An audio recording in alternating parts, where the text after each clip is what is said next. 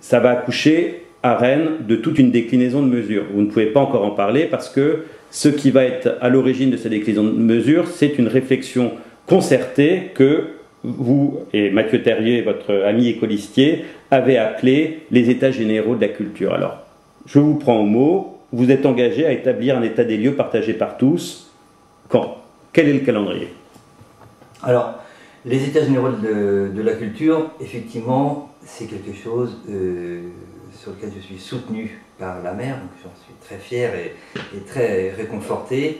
Les États généraux de la culture, c'est prévu pour 2014, pour cette année. Donc, je souhaite associer effectivement tout le service culturel pour organiser ces États généraux et les faire au plus vite. Je pense que raisonnablement, ça pourrait avoir lieu à la rentrée 2014, donc septembre, octobre. Ça se fera certainement en plusieurs phases, puisque ça ne sera pas une grande messe comme il peut y avoir parfois. Il s'agit d'un processus de co-construction d'un projet culturel pour Rennes, donc qui fasse un état des lieux dans un premier temps. Enfin non, même. En fait, les trois phases que je vois, c'est donc une première phase de partage des connaissances et de débat. Il faut qu'on partage la connaissance sur ce qu'on entend par politique culturelle, la place de l'art et le sens de l'art, le sens et la place des droits culturels. C'est effectivement des notions moi, que j'ai envie d'introduire dans le débat, droits culturels et diversité culturelle.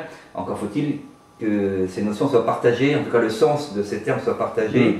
Et puis également, de quoi on parle quand on parle de culture, de quoi on parle quand on parle d'art. Enfin, tout ça, c'est des choses sur lesquelles la parole ne doit pas être uniquement celle des acteurs culturels, qui sont effectivement des professionnels de la culture qui ont été formés pour ça. Mais je veux évidemment associer les personnes. Dans la mesure où la terminologie est mouvante, il faut toujours faire attention avec des personnes, même si on en a besoin, qui sont plus trop longtemps à un poste donné, parce qu'il y a une tendance à scléroser aussi la signification des termes. Et pour les termes, c'est un peu comme ils respirent, quoi. Hein. Ils respirent avec les évolutions sociétales, avec les passages générationnels. Donc c'est vrai qu'il faut pouvoir aussi donner à d'autres personnes peut-être qui ont moins la parole, pas pour retenir forcément leur définition, mais pour permettre de co-construire des nouvelles définitions. Voilà.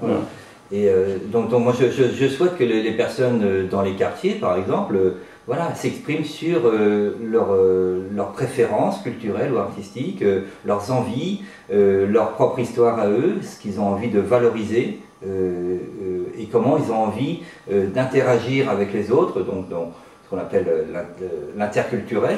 Alors bien sûr avec des médiateurs, hein, des spécialistes qui vont les accompagner, qui vont leur donner des idées éventuellement.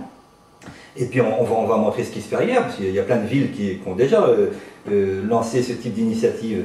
Donc il faut que les gens construisent ensemble un état des lieux et puis fassent des propositions et que ça serve ensuite à alimenter des réunions peut-être plus importantes avec des acteurs culturels qui vont devoir effectivement prendre ça comme matière première, comme c'est là-dessus qu'ils vont devoir travailler pour essayer d'organiser ensemble une nouvelle politique culturelle qui soit vraiment au service des cultures des personnes et qui soit adaptée au parcours que souhaitent faire les personnes dans leur enrichissement culturel, comment ils veulent effectivement évoluer, aller à la rencontre des autres. Mais voilà, les acteurs culturels doivent travailler sur l'attente et les parcours possibles pour les personnes.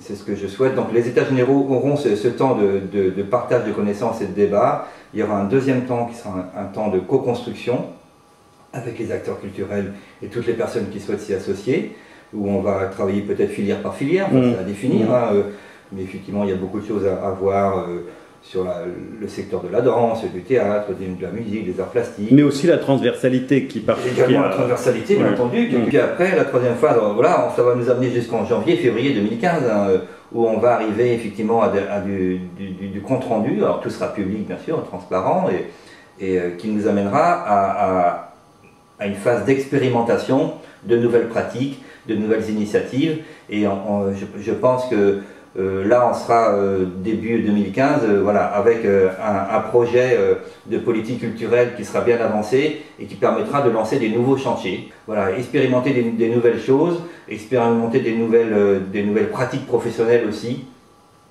Et puis on se revoit tous les 6 mois ou tous les ans pour évaluer, pour perfectionner le dispositif. Et tout ça, ça nous amène tranquillement justement vers... voilà, moi effectivement j'ai un mandat de 6 ans à faire. Je souhaite qu'à la fin du mandat, voilà, il y a quelque chose de solide dans le changement de vie culturelle à Rennes. Je suis convaincu que ces changements, parce qu'ils vont permettre à beaucoup plus de personnes d'être investies dans la vie culturelle, va permettre aussi à des créateurs, à des jeunes créateurs notamment, de pouvoir mieux progresser. Et je suis convaincu, pour avoir été l'un des acteurs des années 80 à Rennes, cette grande période, en tout cas d'effervescence, de bouillonnement, dans les cultures actuelles de l'époque, voilà, où c'était pas une politique culturelle, c'était les acteurs qui avaient fait le changement, enfin qui avaient fait ce rayonnement de Rennes au niveau du monde de l'art en France et en Europe. Moi je suis convaincu que par l'effervescence artistique et la facilitation des... moi j'appelle ça libérer les énergies créatives, on va faciliter la création artistique pour les personnes sans les mettre dans des boîtes, mais en leur donnant des moyens pour pouvoir progresser et travailler. Ça va permettre effectivement une émulation, une effervescence qui donnera certainement des fruits, parce que j'ai toujours été convaincu que Rennes, justement, avec cette grande chance d'avoir énormément de jeunes créateurs et un potentiel de créativité assez exceptionnel.